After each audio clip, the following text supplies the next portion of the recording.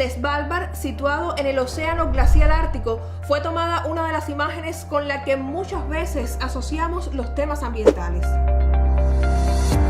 Aunque se trata sin dudas de un llamado de atención sobre el impacto de fenómenos como el cambio climático, por lejanas y repetidas, fotos así pueden transmitir a veces la sensación de que varios conflictos ambientales son ajenos a nuestra realidad inmediata y que además tenemos pocas herramientas a mano para solucionarlas, o mejor, para evitar que sucedan.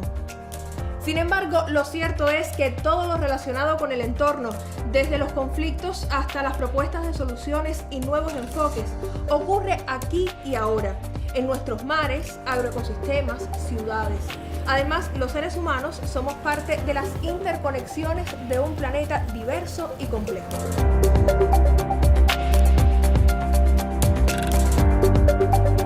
Hoy en el observatorio analizamos el tema ambiental a partir de proyectos que han logrado transformar realidades concretas en Cuba.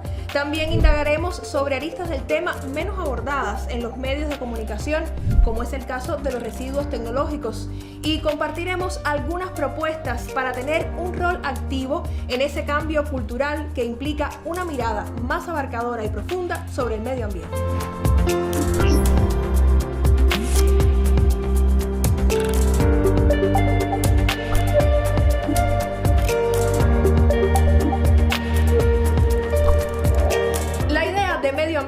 Nos remite en muchas ocasiones a elementos naturales como la flora, la fauna, el clima, la tierra, el agua y por supuesto a la interrelación entre ellos. Sin embargo, hoy el análisis es mucho más abarcador.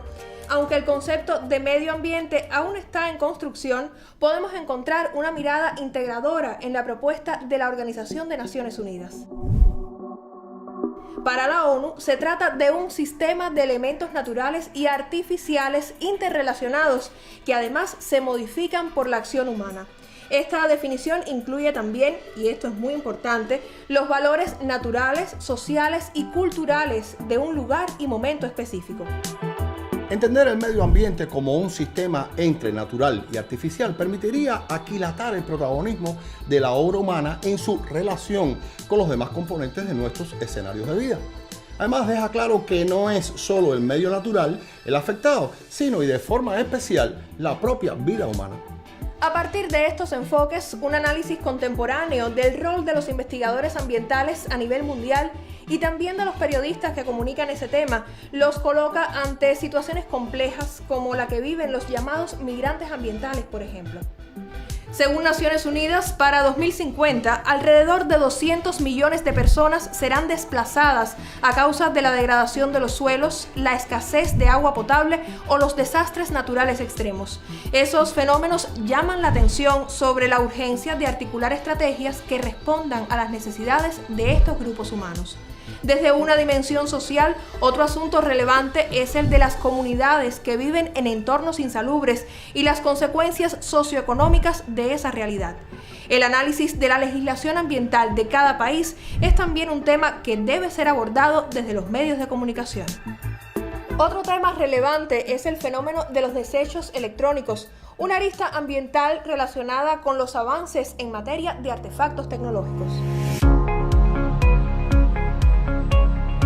Este es un análisis de los avances desde un ángulo inusual. Por ejemplo, tenemos una declaración de Naciones Unidas donde nos explican que en 2019 generamos 53,6 millones de toneladas de residuos electrónicos en todo el mundo. Fíjense bien, solo de residuos electrónicos. Esta cifra equivale a 3.000 ómnibus grandes para ponerlo en perspectiva. Mientras nos enorgullecemos de las nuevas generaciones de computadoras, teléfonos móviles y demás dispositivos, estos 53,6 millones de toneladas residuales significan que cada una de las personas de nuestro planeta, como promedio, generó 7,3 kilos, o sea, 16 libras de desechos electrónicos solo en 2019. Y la tendencia se mantiene preocupante. Según las predicciones de la ONU, en 2030 generaremos 74,7 millones de toneladas a nivel mundial, o sea, 4.180 ómnibus. Tiene varias aristas este asunto, pues nos queda por aclarar, a dónde va a parar todo este volumen de residuos. hay una cierta tendencia a lugares no muy visitados, de los que no se hace gala, ya sean terrenos lejanos de los centros urbanos o incluso fuera de frontera, a países menos desarrollados, poco atendidos por los titulares, que cuentan con mano de obra barata, encargada de extraer lo reciclable, aún a expensas de poner en riesgo su salud al no contar con las necesarias protecciones. Pero el tema de los desechos electrónicos tiene otra cara, y es que son valiosas fuentes de materias primas. Si se recolectan en condiciones adecuadas, pueden abrir el camino de la minería urbana. Hablamos de una modalidad del reciclaje que responde a la idea de economía circular. Los productos básicos pueden emplearse de nuevo y extender su vida útil, como los teléfonos inteligentes y las pantallas planas, que contienen elementos químicos cada vez más escasos en los yacimientos naturales. Entonces, lo inteligente es aprovechar todos los materiales de postconsumo que genera la sociedad contemporánea. Computadoras, teclados, cafeteras, controles remotos, teléfonos móviles, todos son reciclables en casi un 90% de sus partes. Sin embargo, solo el 20% de los desechos electrónicos en el mundo se recicla anualmente. Por tanto, existen soluciones concretas. Convertir el ciclo de vida de los electrodomésticos de lineal a circular. Hoy los dispositivos se usan un cierto tiempo determinado por muy diversas razones, entre ellas la obsolescencia programada, y luego terminan en la basura. Conseguir reprocesar, volver a utilizar al menos este 90% del total de desechos electrónicos podría significar un destacado paso de avance. Esto no es solamente un reto tecnológico, sino esencialmente organizativo y cultural. Aunque sigue siendo reactivo, los dispositivos se siguen concibiendo para ser desechados tras una corta vida útil. Y entonces, solo entonces, pensamos en el asunto. ¿Y qué sucede con esta variante en Cuba? Según reporta en su página web la revista Juventud Técnica, los primeros pasos hacia la minería urbana en el contexto nacional están vinculados al aprovechamiento de materias primas como fuentes de chatarras ferrosas y no ferrosas. Hasta el momento, adquirir la tecnología para el desarrollo pleno de la minería urbana en el país es un proyecto a largo plazo. De cualquier forma, esta posibilidad debe mirarse con atención porque hoy Cuba muestra una tendencia al incremento de los desechos electrónicos. Crear centros de reciclaje especializados en su procesamiento es también una apuesta por el desarrollo sostenible. Mientras estas posibilidades se concretan en el escenario nacional, otros actores sociales también impulsan la filosofía del reciclaje. Por ejemplo, el proyecto Ciclo Ecopapel, un emprendimiento ecológico en La Habana. Esta iniciativa se inserta en la estrategia de comunicación ambiental del país con el apoyo del Sistema de Naciones Unidas en Cuba.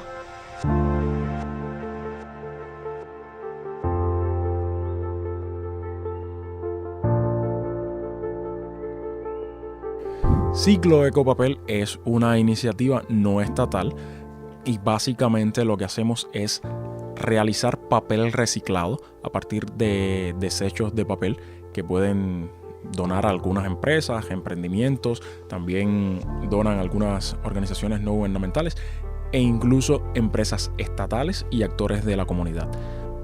Hacemos papel reciclado con cero químico, es decir, utilizamos agua de lluvia, utilizamos también energía renovable a partir de paneles solares y la finalidad de Ciclo, a la par de generar un beneficio económico o financiero, también es preocuparnos por el medio ambiente y generar también una cultura limpia y una cultura ambiental sostenible a partir del reciclaje. Uno de nuestras metas es educar en torno a cómo hacer, así dice nuestro eslogan, un mejor papel.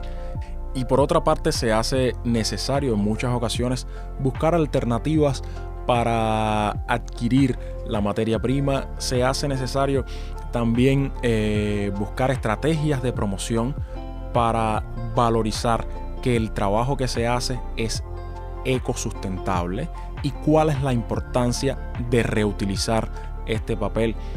Por ejemplo, la cantidad de árboles que se dejan de talar si uno reutiliza o recicla el papel que muchas veces desecha, pues desde la comunicación es necesario también decir o hacer partícipe a las personas que van a adquirir estos productos hechos con material reutilizado o con material reciclado. Y la conciencia, sobre todo, la generación de una conciencia a pequeña escala de que hay otra manera de hacer las cosas sin despilfarrar, sin desaprovechar los recursos que ya tenemos, y eso nos permite en muchas ocasiones hacer que las personas pues lo repliquen también a partir de esta misma filosofía verde.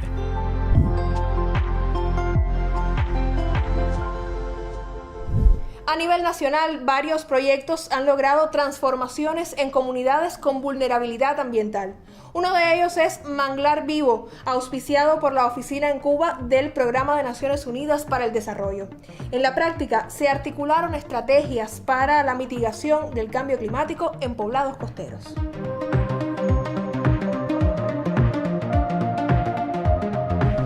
Ante las inundaciones, la intrusión salina y otras vulnerabilidades del archipiélago cubano, surge en 2014 el proyecto Manglar Vivo, una iniciativa con gran impacto en las comunidades de Artemisa y Mayabeque y que hoy extiende sus experiencias a otros territorios del país.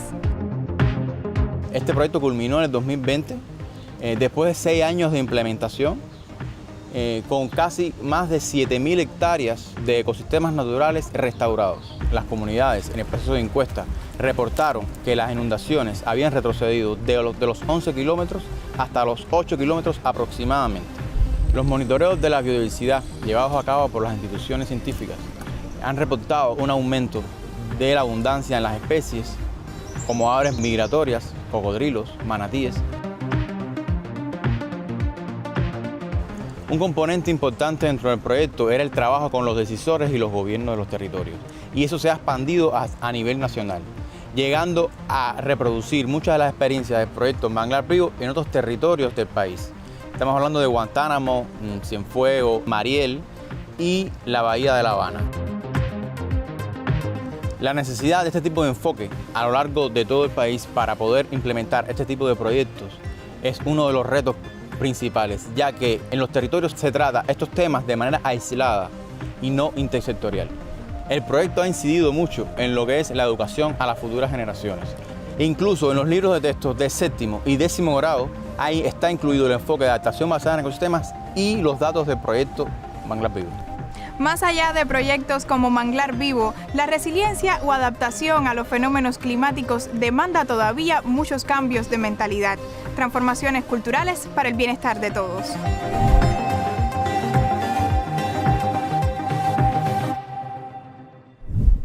Las experiencias del proyecto Manglar Vivo también han quedado registradas como parte de la webserie documental Hijos del Monte de la Facultad de Comunicación de la Universidad de La Habana y el proyecto Naturaleza Secreta de Cuba. Hoy compartimos un fragmento de uno de los capítulos dedicado a la historia de vida de Vicente Núñez, miembro de una de las comunidades que se transformaron a partir de esa iniciativa ambiental. La siembra en manglar tiene importancia para la comunidad, pero tiene importancia también para el mundo entero.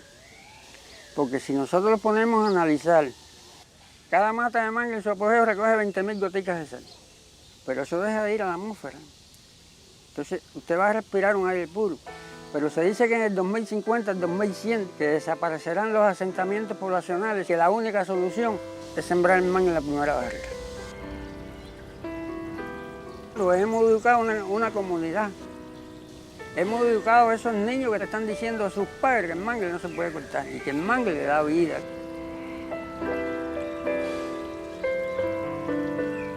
¿De dónde son la mayoría de los trabajadores que nosotros tenemos? De la comunidad que nosotros tenemos. Entonces no tienen que ir a buscar trabajo a otro lado, sino que lo tienen aquí.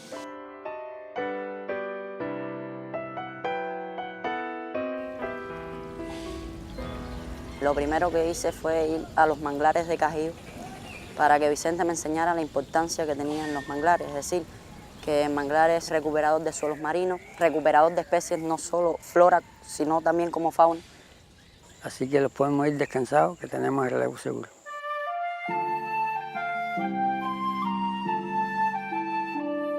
Le dije que hasta que tuviera sangre en la vena y el corazón en la tierra, yo estaba realizando esto. Pero además le dije que iba a seguir continuando porque iba a fertilizar los montes. O sea, que me quemaran y tiraron los polvos aquí. para que los montes siguieran.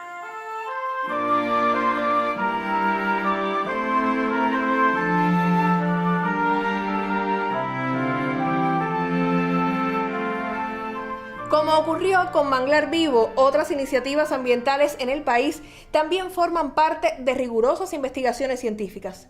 Por ejemplo, en el Acuario Nacional, un equipo de jóvenes especialistas desarrolla el proyecto Cultivo y Propagación de Corales para la restauración de arrecifes en Cuba.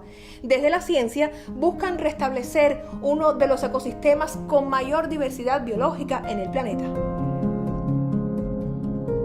El deterioro de los ecosistemas es una de las problemáticas más complejas del siglo XXI. Ya sea por acciones humanas o fenómenos naturales, miles de especies se encuentran en peligro de extinción o han desaparecido. Razones para que Naciones Unidas impulsara este 2021 el comienzo de un nuevo decenio hasta 2030. La idea principal se enfoca en cómo restaurar los ecosistemas sobre los beneficios que implican incluso para nuestra salud. Y es que entre los más afectados aparecen los arrecifes de coral, que además de ofrecer servicios esenciales en su entorno, también funcionan como barreras protectoras ante huracanes y en otros contextos son utilizados para la fabricación de algunas medicinas. Las inquietudes por la pérdida o deterioro de varias especies provocaron un nuevo proyecto en Cuba en 2019. La idea es la restauración activa de estos ecosistemas, o sea, gracias a la intervención directa de la ciencia. Los especialistas aplican en el proceso la técnica nombrada cultivo o jardinería de corales, que cuenta con dos fases. En primer lugar, se desarrollan colonias en granjas o viveros. Luego, esas colonias cultivadas se trasplantan en los arrecifes degradados durante lo que se conoce como fase de siembra. Así se realiza uno de los procesos principales para restaurar los ecosistemas. Después de varios estudios, los expertos determinaron que buena parte del éxito proviene de la reproducción asexual asistida por fragmentación, pues es una de las vías más efectivas en el crecimiento de los corales, con menores daños a las colonias donantes. Pues el método de reproducción vía fragmentación consiste en, primero que todo, detectar y que por supuesto que coincida con las especies que existen naturalmente en ese sitio que se va a restaurar. Una vez entonces que estos fragmentos hayan alcanzado una talla adulta, básicamente lo que vamos a hacer va a ser podar. Digamos que es el mismo principio que se utiliza en los viveros de plantas. Es decir, de una colonia ya grandecita, adulta, pues podamos los extremos y estos extremos van a ser los que vamos a sembrar posteriormente en el arrecife degradado. Pero este tipo de reproducción tiene una desventaja. Resulta que los fragmentos obtenidos a partir de las colonias son idénticos genéticamente, o sea, clones. Por lo tanto, no hubo mezcla de genes que permitieran nuevas combinaciones o variabilidad, algo indispensable para que las especies se adapten a las condiciones del medio, incluso a los efectos del cambio climático. Ante este conflicto se desarrolla el monitoreo de desove y colecta de gametos, un proceso muy importante, sobre todo si tenemos en cuenta que solo ocurre fertilización cuando los espermatozoides y óvulos de especies que poseen colonias de genotipos diferentes se encuentran. Ese acercamiento debe suceder de forma natural en el mar, pero se hace muy complejo por la gran distancia a recorrer y factores ambientales que pueden incidir, como las altas temperaturas y la pérdida de muchos individuos. De ahí que los científicos reduzcan todo el proceso a una especie de cubeta y luego a los laboratorios. En las fechas de desove, entonces esperamos a que atardezca, anochezca y preparamos todo el equipo para realizar los buceos nocturnos. Una vez que llegamos a las colonias que hemos marcado, pues observamos, monitoreamos si van a desovar y si es el caso, pues entonces pasamos a ponerle el colector de gametos. Una vez que tomemos los paquetes de gametos, entonces pasamos a depositarlo en un recipiente o cubeta donde va a ocurrir la fertilización asistida. Luego los pasamos al laboratorio donde vamos a cultivarlos hasta que alcancen una talla adulta y donde vamos también a controlar parámetros importantes para su crecimiento, tales como temperatura, luminosidad, pH, entre otros. Cuando llevamos las larvas o los gametos incluso al laboratorio, ahí aseguramos que sobrevivan a esta primera etapa, la etapa de metamorfosis, porque en el mar hay muchos depredadores que se alimentan de las larvas, se alimentan de los gametos, incluso tienen cierta dificultad para lograr asentarse en un arrecife donde puedan desarrollarse después los corales juveniles. Y ya cuando alcancen una talla que les permita sobrevivir mejor en el mar, entonces lo llevamos a los viveros o lo llevamos directo al arrecife. La combinación de estas dos técnicas en el cultivo de los corales, en los viveros y en la siembra en los arrecifes naturales y los arrecifes afectados nos permite contrarrestar estas dos deficiencias, tanto la menor supervivencia de los reclutas o de los juveniles a partir de la reproducción sexual y la baja diversidad a partir de la reproducción asexual.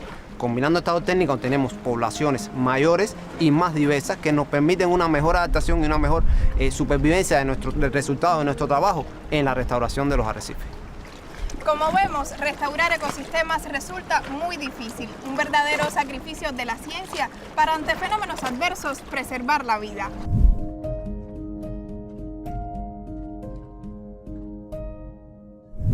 Además de la riqueza de sus arrecifes coralinos, Cuba cuenta con unas 7.500 especies de plantas y cerca de la mitad está considerada como endémica, o sea, exclusiva del país. Sin embargo, otros datos son preocupantes. Un 50% de la flora está amenazada o en peligro de extinción.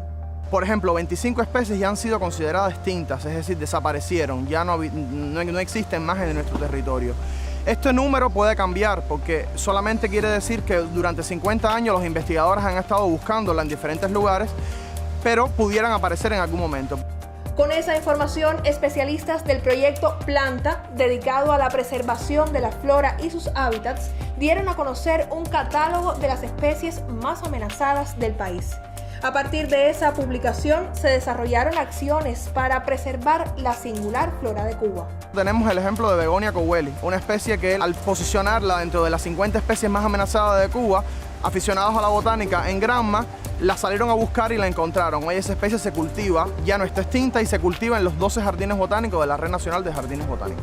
El proyecto Planta propone abordar el tema de la conservación con un enfoque educativo y desde el trabajo conjunto entre las comunidades y especialistas de diversas áreas del conocimiento. Un objetivo claro de cooperación donde se pudieran crear equipos multidisciplinarios para el abordaje de la conservación activa en el campo. Es decir, crear equipos donde se juntaran no solo biólogos o forestales, conservacionistas activos o voluntarios que pudieran surgir desde la comunidad, pero también personas del mundo de las ciencias sociales que son tan importantes para estudiar cuáles son los conocimientos que tiene la población, cuáles son las demandas de información que hay y cómo eso lo podemos conectar con resultados científicos que existen hoy. Y esto, conectarlo con las acciones que se hacen.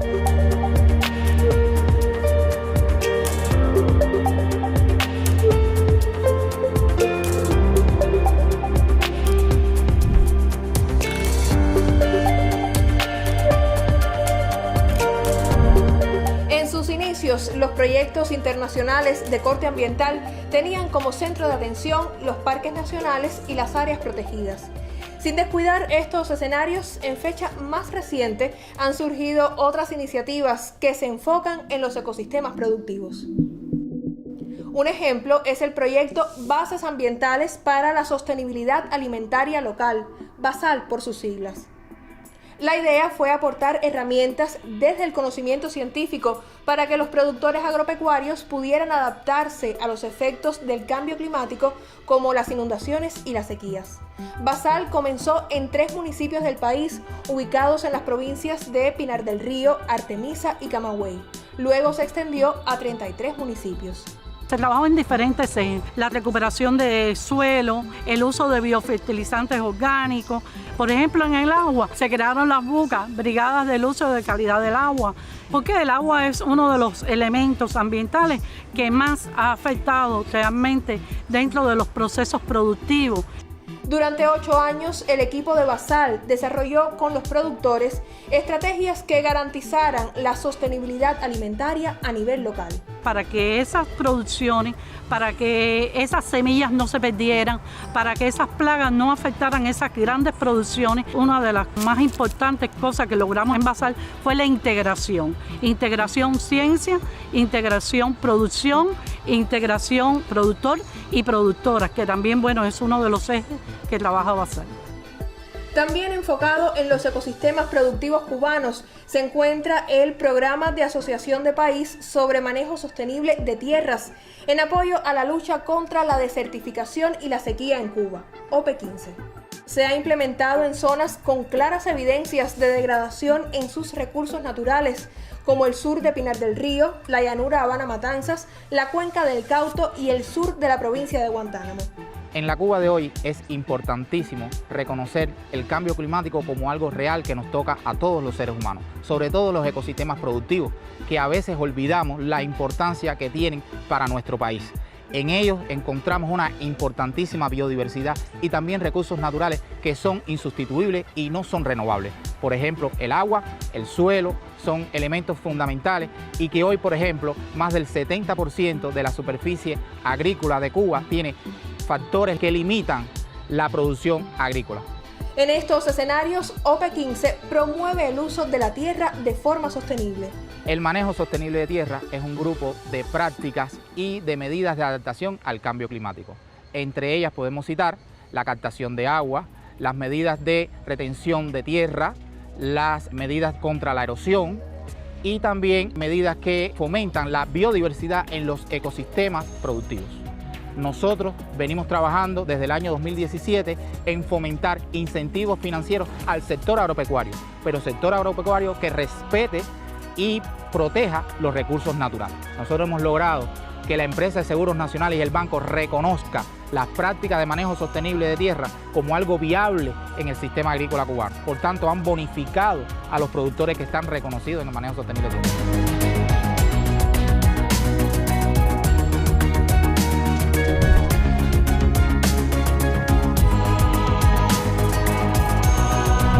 Finalmente quedamos ante una pregunta. Bueno, ¿intentamos aliviar el impacto de nuestra actividad o evitamos generar tal volumen de desechos, optimizando la producción de bienes y servicios? Nada nos impide pasar a un análisis crítico de los proyectos en etapa de concepción y desarrollo, con el objetivo de anticipar soluciones y enfoques menos dañinos que optimicen el consumo de energía y materias primas, además de incorporar en los presupuestos soluciones de diseño al tratamiento de todo tipo de desechos y residuales. Somos responsables no solo de la producción de estos bienes y servicios, sino y de forma especial de lo que sucede de espaldas al mercado en los escenarios que nos rodean. La dimensión ambiental forma parte de todos los procesos que vivimos aquí y ahora. Desde el conocimiento científico y la toma de decisiones como sociedad global interconectada, como país y también a nivel personal, tenemos herramientas para aliviar los conflictos medioambientales y sobre todo para evitar que sucedan.